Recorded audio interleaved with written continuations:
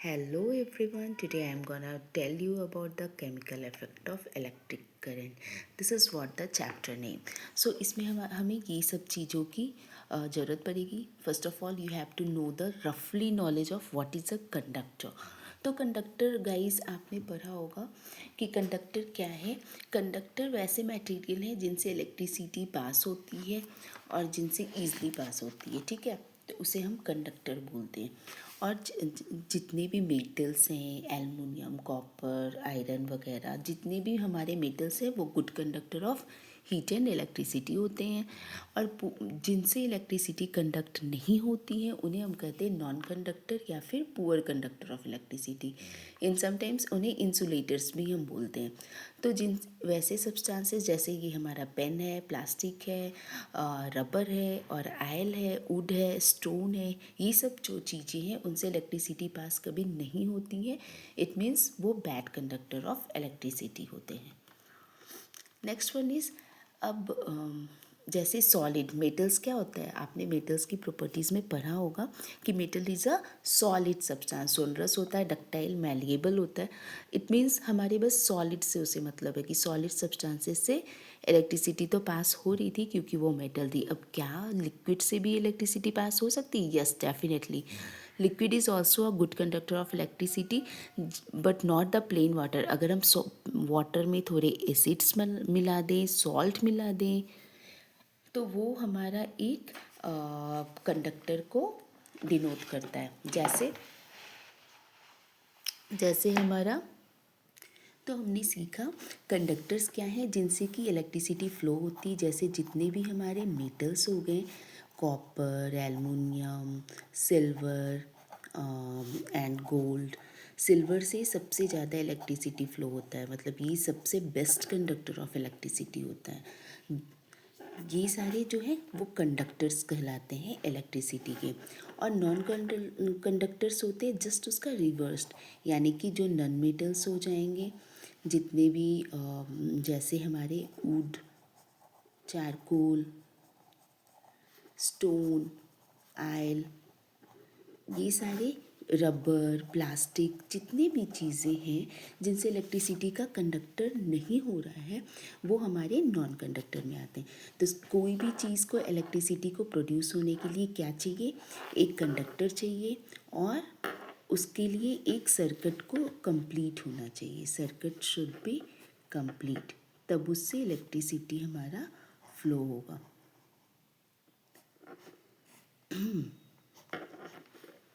ठीक है, यहाँ हम एक सेल से इसको ऐड कर देते हैं या फिर कोई भी सॉल्यूशन से 2 इलेक्ट्रोड लगा दिया. तो दिस इज़, ये होता है. ठीक है. अब नाउ द क्वेश्चन इज़ कि ये कंडक्ट इलेक्ट्रिसिटी क्यों करता है? जितने भी मेटल्स हैं वो इलेक्ट्रिसिटी को क्यों उससे पास होने देते हैं? तो जैसे हमारे जितने भी मेटल्स हैं, कोई भी एटम्स होते हैं या एलिमेंट्स होते हैं, एलिमेंट्स में क्या होता है? फ्री इलेक्ट्रॉन्स होते हैं. और इलेक्ट्रॉन्स पे हमारा क्या होता है?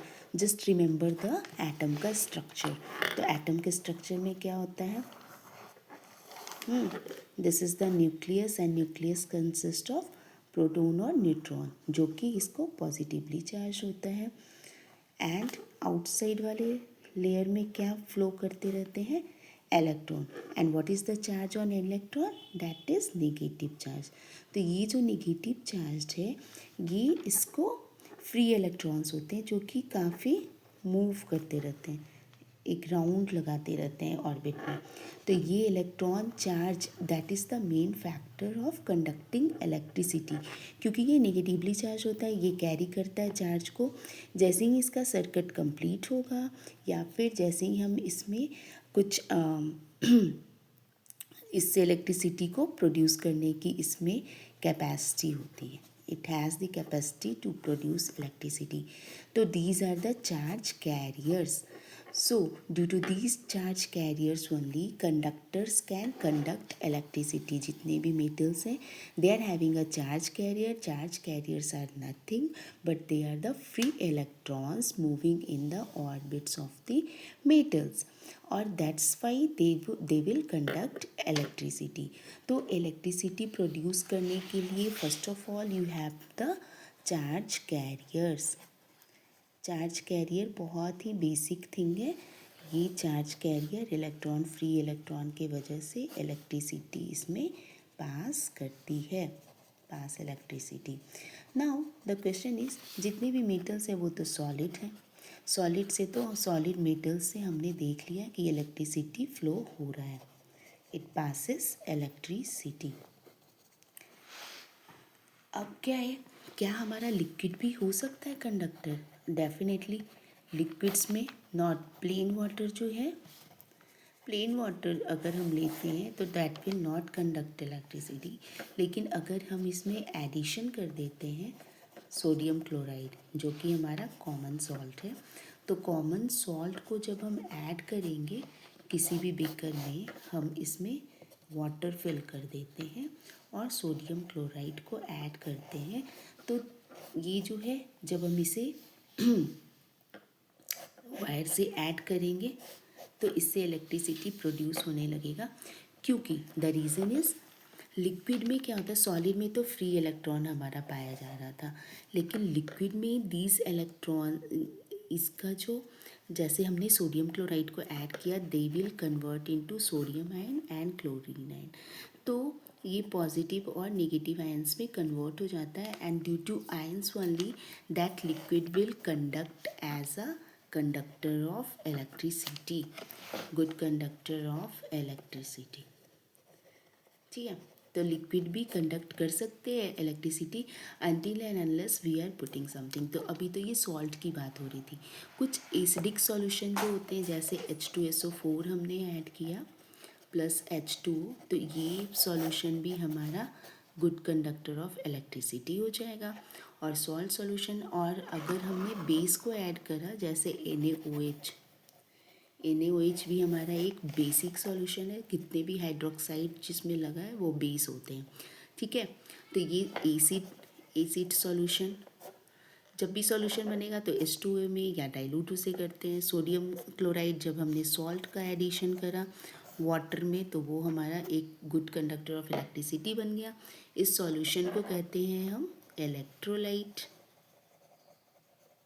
इलेक्ट्रोलाइट्स. और आयंस को कहेंगे, पॉजिटिव आयंस को केटायंस, और chlorine ion that is having the negative charge, उसे एनायंस बोलते हैं. तो ये सब सिंपल से टर्म्स है that you have to understand if you are learning about the conduction of electricity. तो सोडियम क्लोराइड में जब वाटर को ऐड करेंगे तो that solution will also behave like a good conductor of electricity. If you have any doubt, just read it again and again, then it will be clear. So ये सब चीज़ें हमारा liquid conduct करता है electricity, यहाँ तक हमने अभी लर्न कर लिया. Now coming to the next one. अब डिफरेंस क्या है conduction of electricity by solid और लिक्विड में, solid versus liquid conductor of electricity, उसमें क्या क्या डिफरेंसेस है. Just read it out. If you will learn from there, you will understand. Differences क्या हो जाते हैं कंडक्शन ऑफ इलेक्ट्रिसिटी में. जितने भी सॉलिड होते हैं उसमें इलेक्ट्रॉन्स कैरी करता है इलेक्ट्रिसिटी, लेकिन लिक्विड्स में क्या होता है, वो कन्वर्ट हो जाता है आयंस में, और आयन के थ्रू हमारा इलेक्ट्रिसिटी कंडक्ट होता है.